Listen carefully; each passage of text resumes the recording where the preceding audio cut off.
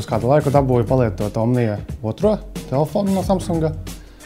Un radās daži iespēdi, par kuriem arī padalīties varētu ar cilvēkiem. Un Tātad Samsung Omnia 2, tas ir sekotājs iepriekšējai Omnijai, kas diezgan liela popularitāti iemantoja telefonu lietotāju vidū.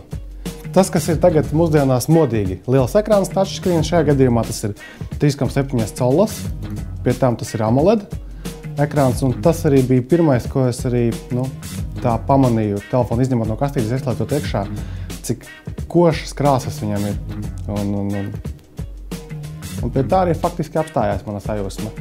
Tādā ziņā, ka, teiksim, pats korpus, priekšpusē viņam ir liels ekrāns košs, aizmugurē ir melna plasmasa, kas priekšnospiedumi, ja tautās runājot, peķojas. Gan jau, ka daudziem tā ir, bet kaut kā tā, neforši. Darbojas brīnumam pamatā Windows Mobile 6.5. Un es pats Windows Mobile man bija uz plauksdatora savulaik, un viņš bija atsauksmes tādas, ka viņš bija bremzīgs savulaik, un es skatos, ka arī pagājuši gadi tie 4, 5 un nekas nav mainījies. Lai arī dzelžu ziņā viņam tur ir 800 MHz procesors un kas tur vēl tik nav, bet principā tā darbība ir tāda iebremzē viņš. Tādā ziņā, ka nav tā, ka viss nenormāli velkas, bet ja man ir jāizvēlas kaut kāda izvēlnes, viņu kāds tur elementiņš, un pat, ja ir vismazākā aizture, tas nedara uzreiz telefonā. Tas tam ir telefons, tas nav dators, kuram varbūt vēl būtu pieļaujams, ja tā tos to skatās. Tādā ziņā vēl, kas man nepatika, tas ekrāns skārienu jutīgais. Tur ir tāds 2 tehnoloģijas, rezistīvais un kapacitīvais. Rezistīvais, tas ir vienkāršāk uzbūvē un lētāks, bet atkal ir tā, ka tev ir jābūt piespiedienam, lai kaut kas arī klikšķis piereģistrētos. Un lai arī ekrāns nav pavisam slikts tajā klikšķu reģistrēšanas ziņā, tomēr ir jūtami, ka tev ir jāpiespiež, ka, teiksim, telefons nesaprot, ka tu esi piespiedis kaut ko. Ja pa menu līdelē tas vēl īsti neietekmē neko daudz, tad, teiksim, rakstot, jau ir problemātiskāk. Un vēl man likās, ka viņš tā neīsti lieliski saprot, rakstot kādas īziņas vai e-pastus tos burtiņus. Vai vienkārši atkalibrēt, vai pareizāk viņu vai kā, bet tas arī man tā sagādāja pirmajā laikā. Pie visam priekšākais, protams, bet uz citiem telefoniem ir bijis vienkāršāk. Šim telefonam līdz nāk arī irbulis, kas tur atkal 2 lietas ir. Pirmais, priekš kam? Tas ir tāds jauniešu telefons, tas ir multimediju telefons. Un irbuļi, man liekas, ir tik old school, tas, kurš izmanto Exceļos bakstīties kādreiz savulaik. Bet, redz, piedāvā, pie tam viņš neiebīdās nekur telefonā iekšā, tas ir vienkārši kā tāds piekariņš, tāds krāmiņš liekas. Bet ar to jau var ļoti forši un tā tieši trāpīt visur, kur vajag. Bet atkal, kurš ikdienā irbuli lietos? Tā, pa lielam. Tā kā 5 megapikseļu kamera, autofokus un duālo zivspuldzi, tas ir labas kvalitātes foto var uzņemt tur. Bet atkal, pirmoreiz ieslēdzot telefonu, ieslēdzot kameru, mani sagaidīja patīkams paziņojums no Windows Mobile, ka atjaunojiet kameras firmware, respektīvi programmu nodrošinājumu, kas izslēdzas telefonam, kas paredzēts, jauniem cilvēkiem tīņiem. Priekš kam? Tas nav vajadzīgs.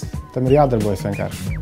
Bet pieņemu, ka tas, teiksim, paziņojums bija tāpēc, tas ir izmēģinājuma, tāds telefons, kas cilvēkiem patestēt.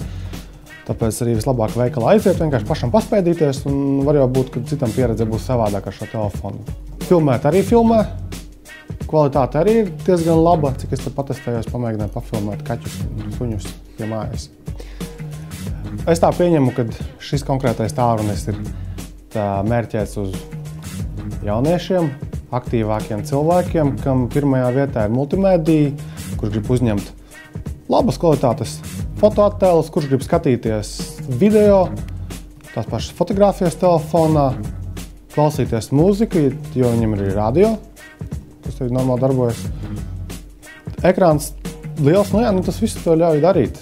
Jā, vēl nepieminēju, ka pa virsu Windows Mobile'am ir Samsungu pašu izstrādātais grafiskas lietotāja saskarne TouchWiz, kā viņi sauc. Un tā, teiksim tā, padara vienkāršāk lietojumu to Windows Mobile, bet piedod klāt krāsainīgi, viņš krāsains, tas spilgtas krāsas kaut kādas, kas varbūt Samsunga izpratnē ir forši, bet tad kaut kā kuram cilvēkam patiks.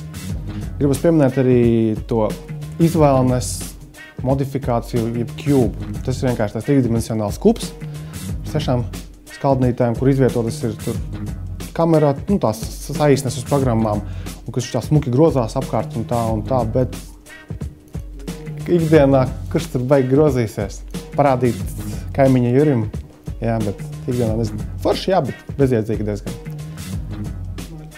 Vēl tas, ka tā kā tas ir Windows Mobile, tas nozīmē, ka ir vesels lēmums ar programmām, kas ir pieejams. Un arī widgeti, cik paskatījos, visādi ir pieejami tur laika ziņas uzzināt, tur kaut kad RSS jaunumus uzzināt, vēl kaut ko tādā ziņā, ka tas viss ir daudz, tas nav kaut kāds, nezinu, Nokia Maemo, kuram ir daži 10 aplikācijas. Un tā kad ir arī tāds pluss tam, ka tas ir Windows Mobile.